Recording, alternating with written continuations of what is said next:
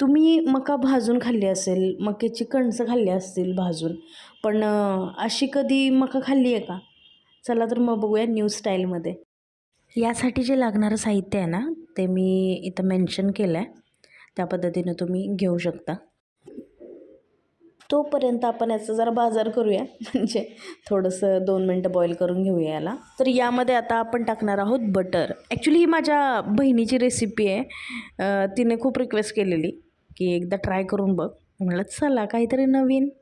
तर यामध्ये टाकलं आहे आपण चॉप केलेलं गार्लिक, चिली आणि आता टाकणार आहोत आपण यामध्ये मैदा. तो असा बदामी कलर येईपर्यंत एकदम असा भाजून घ्यायचा मस्त.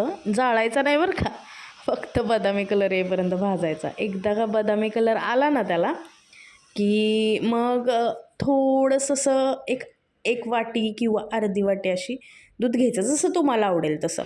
तो इसमें जाएगा अभी दूध. मग त्याला आपण असं पूर्णपणे व्यवस्थित असं सॉते करून घ्यायचं.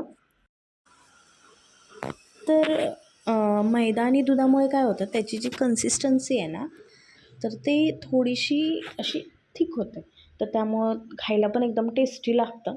मग आता आपण बघूया की आपले स्वीटकॉर्न पण बॉईल झाले छानपैकी. मग यामध्ये असं कन्सिस्टन्सी झाली की यामध्ये टाकणार आहोत आपण चीज.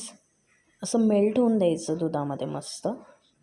बघा किती छान स्ट्रक्चर वाटतं असं क्रीमी. तर हे बॉईल केलेले आपण कॉर्न घेणार आहोत आणि ते आपण यामध्ये टाकणार आहोत.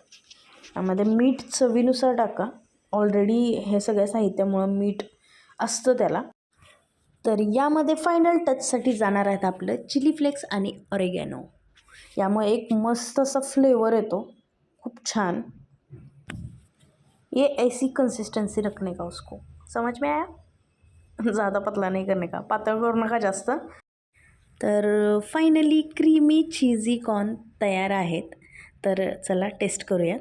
आणि अशाच इझी आणि युनिक रेसिपीसाठी फॉलो करा तर कोझी काउंटरला. थँक्यू.